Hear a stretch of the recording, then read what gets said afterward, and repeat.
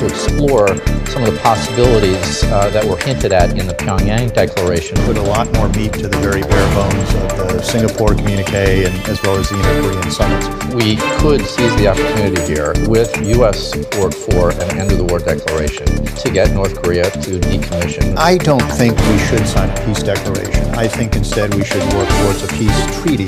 South and North Korea began removing landmines and explosives in the denuclearized zone this week. This is a series of confidence-building measures. We have strong consultation between not only the U.S. and South Korea, but also the United Nations Command. From the Voice of America, this is Washington Talk. Hello and welcome to Washington Talk. I'm Eun-Jung Cho. Secretary Pompeo is optimistic his fourth trip to Pyongyang will bring progress towards a second summit between President Trump and Chairman Kim, and also build a path to North Korea's denuclearization. What will be the desired outcomes of this latest visit?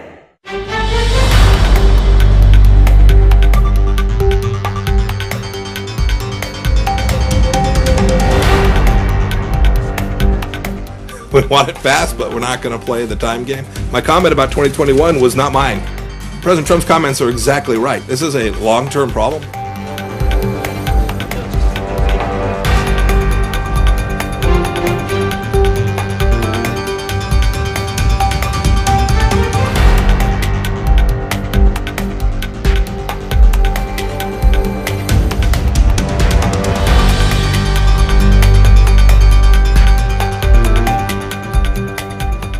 Now, my guest today, Mr. Daryl Kimball, Executive Director of the Arms Control Association. Mr. Kimball focused his research on nuclear arms control for 3 decades. Also joining us, Mr. Bruce Klingner, Senior Fellow at the Heritage Foundation. Mr. Klingner spent 20 years in the intelligence community and was CIA's Deputy Division Chief for Korea. Welcome to the program. Thank you very much. Secretary Pompeo is in Pyongyang for 1 day. Does this mean that much has been coordinated between North Korea and the United States? Well, I don't think he's going to have very much time in Pyongyang. It's going to be a short trip. Interestingly, the State Department advertised that he will be meeting with Kim Jong-un. I think this is an opportunity for him to explore some of the possibilities that were hinted at in the Pyongyang Declaration between North and South about decommissioning the Yongbyon nuclear complex in exchange for corresponding steps. In other words, a possible joint political declaration on the end of the war. So I'm not expecting any grand announcement, but I think this is a chance to explore some of that and also perhaps to discuss when and whether President Trump and Chairman Kim are going to meet again for another summit. Bruce, Derek just mentioned about exploring Yongbyon in the Pyongyang Declaration. What would be some of the other points that he would check to set the conditions? I think really overall what we need to do is put a lot more meat to the very bare bones of the Singapore communique and as well as the inter-Korean summits. They've been very long on promises to the North, but very little on the details of North Korean denuclearization. Oftentimes it's just a sentence or a half a sentence at the last paragraph or second to last paragraph with just vague North Korea promises to denuclearize the Korean Peninsula. So I think that's where the emphasis has to be, is on really fleshing that out, getting the details, even getting the definitions of denuclearization and the Korean Peninsula. The U.S. and North Korea appear to have very different definitions of those fairly simple, straightforward words. South Korea's Foreign Minister Kang Kyung-hwa proposed that United States seek the closure of Yongbyon plant first and then delay asking for the nuclear inventory for later. Are you for or against this? I'm against that. I think it seems to be another case of South Korea watering down requirements for North Korea to take significant steps towards denuclearization as it's required to do under 11 UN Security Council resolutions. So it seems as in the past, whenever we reach some point of intransigence with North Korea, rather than having them take the next step forward, it always turns to the U.S. to take another concession. Well, I would disagree with Bruce in the sense that if the North Koreans are serious about verifiably decommissioning Yongbyon, which has a 5-megawatt reactor, a plutonium separation plant, uranium enrichment facility, that would be a very important step on the road to complete denuclearization. I mean, we need to get them to stop producing fissile material. They continue to produce fissile material for weapons. that would be a tangible step. And I think Foreign Minister Kang was saying in this Washington Post interview from a couple of days ago that she wants to see and thinks that tangible steps on the road to denuclearization would be a better next step than a declaration from the North Koreans about their program, which is a subject that would inevitably lead to bickering back and forth about how complete it is or it isn't. And as you said, Bruce, I mean, I agree, there is no agreed definition on what the scope and the definition of denuclearization is. So there's a lot of room right now for there to be disagreement between the two sides about that issue. So it might be better, I think, to move on with a tangible, concrete step that reduces, won't eliminate, North Korea's opportunity to further increase its nuclear capabilities. Mm-hmm. But do we want a selective dismantlement by North Korea or get a complete picture of the whole nuclear facility, Bruce? I think you can make a very good argument on both sides. I think what we need to do is have a lot of really the grunt work of diplomacy and negotiations. I'm more in favor of the traditional approach where you have diplomats, whether it's the Secretary of State or it's the Special Envoy or others, sort of really working out the details. And then you have the leaders come in, as we did in arms control treaties with the Soviet Union, to resolve when we have a major disagreement, and then things can move forward. But I think having the summit meetings prematurely just leads to the perception or the claims of progress without really having any real progress. So I would be more in favor of President Trump not having a summit in the near term. I think let's have the diplomats do their job first. What about this premise by South Korea that demanding a declaration list will only lead to argument between United States and North Korea and will lead to breakdown of the talks, like in 2005, the September 19th joint statement of the six-party talks? Do we agree with this? Well, in the 2005-2007 period, I mean, this was a point of contention. It was one of the reasons why the denuclearization pledge of 2005 was not carried out, because the North Koreans were balking about a declaration. Now, I mean, they will need to provide a full and complete accounting for their nuclear weapons program, the production numbers of fissile material, where the weapons are, where the facilities are. That will have to be backed up with a detailed verification regime. But that is a big ask at this early point in the process, I think, for North Korea. So I would agree at some point we need that to move forward. But you know, we can and should halt their further production of fissile material if we have the chance. And I'm worried that if at this stage Secretary Pompeo doesn't make the kind of progress that we want to see, that we all want to see, this diplomatic opening could break down. But Bruce, at this point in negotiations, is it beneficial to the United States to have South and North Korea set the terms and conditions and U.S. heeding to this? Well, I think the U.S. sees the South Korean President Moon Jae-in is going a bit too far and too fast, and is also sort of delegating denuclearization as only a U.S.-North Korean issue, whereas South Korea is the one who provides the benefits and the promises of economic largesse. It's an international issue, of course, under the UN resolutions. You know, on a data declaration, it seems like this could be another case of kicking the can down the road. Well, this will be contentious, North Korea won't like it, so let's not ask for it. And that's consistent with things that happened during the negotiations in the six-party talks. You know, some of the ways you prevent some of the discrepancies or the disagreement over the data declarations, you work out ahead of time precisely what should be on the piece of paper, what categories should be included, what terminology is used, what units of measurement, and then after that, then the verification. So as we did in arms control treaties with the Soviets, you know, we defined clearly what a missile was, what a tank was, what an artillery piece was, and in preparation for the data declarations, we even agreed upon the format that the paper would be handed over in so that we could quickly assess it. North Korea's KCNA said it doesn't want declaration-to-declaration deal anymore. When is the right time for the United States to sign the end-of-war declaration with North Korea? Well, I don't think we should sign a peace declaration. I think instead we should work towards a peace treaty, as it was one of the working groups of the six-party talks. I see a peace treaty as something that's done at the end of what will likely be lengthy, arduous negotiations about conventional force reductions, similar to the Conventional Armed Forces in Europe treaty. where we cap the two levels of forces, and then we define subzones, and we try to sort of thin them out along the DMZ so that it reduces the potential for attacks or invasion. So I think a peace declaration is sort of a feel-good initiative. Even the advocates in South Korea will say, it really won't accomplish anything, it's symbolic, so why not sign it? And I turn it around and say, what objective are you trying to achieve? What is the specific quid pro quo you'll get from North Korea? Or if North Korea just feels less threatened, although they are the ones that have repeatedly attacked us, then what is it they will do differently? And the advocates can't provide any real answers. Well, I think the real answer is that we could seize the opportunity here with a U.S. support for an end-of-the-war declaration to get North Korea to decommission or to begin to decommission Yongbyon. That would be a real tangible outcome. I think it would be a very good trade, a joint declaration on the end of the war.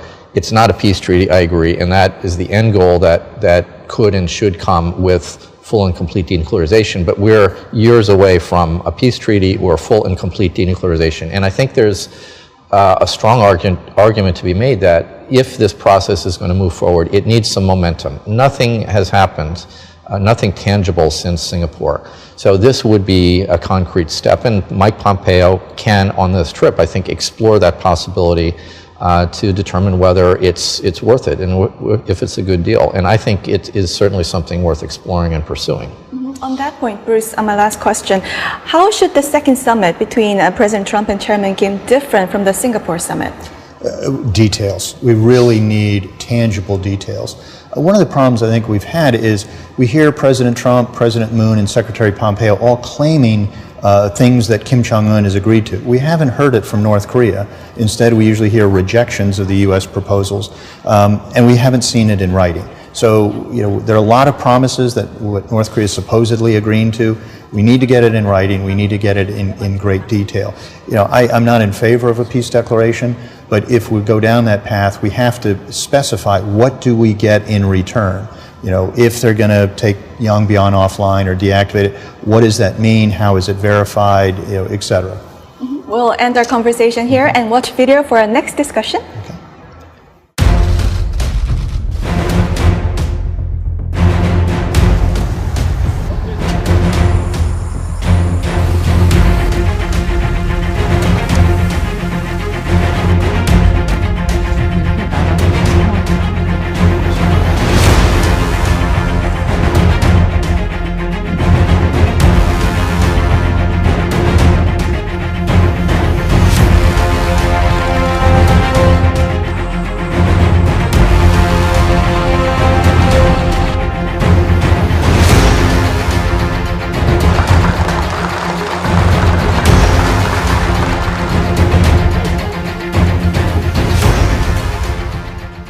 South and North Korea began removing landmines and explosives in the demilitarized zone this week. This is part of a broader effort by the two Koreas to ease military tensions. Now, some say it will take 200 years to remove all the mines from the demilitarized zone. So what are some of the technical difficulties? There are a lot of mines on the DMZ. It would take many, many years for there to be a complete demilitarization of the anti-personnel mines. I mean, I think the steps that the North and South have agreed to begin are largely symbolic. This does not appear to be, to me, an effort to completely clear the mines from the DMZ. So I think in the sense that this is a confidence-building measure, it's useful, but we have to recognize that the DMZ is still a no-man's land that's highly militarized and a buffer zone between the North and the South. Clearing mines is an important work. There is a global campaign for this, but this must be a dilemma because wouldn't South Korea be vulnerable to North Korean assaults and attacks over land because of this? Well, the mines are there for a reason. The North Korean invasion, North Korean incursions, various North Korean attacks and acts of terror and acts of war over the decades. So the U.S. and its allies are concerned about North Korean activity. So this year we've had a few months of diplomatic breakthroughs or seeming breakthroughs. But the situation on the ground hasn't changed from the North Korean nuclear, missile, and conventional threat. So many of us have advocated for confidence building measures over the years, but I think a lot of it is how you do it. So, we need to make sure we have strong consultation between not only the U.S. and South Korea, but also the United Nations Command. And, in my travels and meetings, I'm getting a different sense of what South Korea says is happening from what others are saying is happening. And it's sort of taking on a tale of two cities, where some are saying, things are well coordinated, others are saying it's not nearly that well done. Other than the consultation part, are there some of the elements that could raise concerns for the United States? Daryl? Well, I don't think so. I mean, I think there may have been some frustration on the part of the U.S. military command about the lack of coordination about some of those details, but I don't think there's anything in there that diminishes the United States and South Korean forces from being able to defend South Korea from North Korean provocations or aggression. But at later stages, there are some things that are going to impinge upon defensive capabilities. In the long run, I think what we're going to have to be aiming for, if there is a peace treaty, is joint demilitarization along the DMZ. That will require more detailed verification. But I think at this stage, these are confidence-building steps that do decrease the chance of miscalculation and war. And in that sense, I think it increases the security of South Korea. But we're in an early phase here, and the real work lays ahead, and it's going to be a very difficult process. Bruce, what are U.S. concerns? Well, I think the U.S. concerns, beyond being consulted and having its guidance incorporated, things like the Northern Limit Line, which the UN command, drew. If the Koreas are defining, a new peace zone which erases that, then does that make the United Nations Command, which is responsible for maintaining the armistices, their job much more difficult? So, as we move forward, we need, again, details, clearly identifying what steps North Korea has to do. And if we're just demilitarizing the point of contact, that can lead to a decrease in accidental skirmishes. But again, we need to see what actions are being taken to remove or reduce the North Korean conventional force threat. Bill, you're an arms control expert. The inter-Korean military agreement doesn't have any verification measures. So could this lead to successful implementation without verification measures? Well, I would say this is not an arms control agreement per se. I mean, this is a series of confidence-building measures, each of which is observable. We can see whether the North does what it is supposed to do, whether the South does what it's supposed to do. What is not clear is if there is a dispute, how do you resolve the dispute? I assume that it will be further consultations between the North and the South. But as Bruce said, as we get to the next phases in this process, there's going to have to be a detailed verification regime that's put in place, including observations by independent teams that make sure that each side is reducing the conventional and unconventional forces on each side of the DMZ. But that's for a later stage, if and when the denuclearization process moves forward. We'll leave it here and move on to our next segment. Now, time for the photo moment, time to look at an interesting North Korea picture. Today we have a cartoon from the New York Times this week. The title is Trump Targets Tehran. The New York Times says President Trump raged at Iran for much of his address at the United Nations while he praised Kim Jong-un. Bruce, what's your reaction? Well, I think it does reflect, President Trump has been very critical of the Iran nuclear deal, as well as all previous agreements with North Korea. I think we're all struck by the change in the president's tone in the two General Assembly speeches from last year and this year. I thought the fire and fury was a bit extreme on one end, and I think now the claiming success is too extreme on the other end. What this cartoon is pointing out is, the real threat here to international security right now is North Korea. That's where President Trump needs to focus more attention. And I agree with Bruce that, this is the time to get down to details to make sure that North Korea is actually following through on the vague commitments it made. Well, that's all the time we have for this week. Bruce and Dale, thank you for your time and great discussion. Good. Thank you for having us. Thank you. And this was Washington Talk from the Voice of America, and I'm Eun Jung Cho. Join us next week for more analysis on North Korea.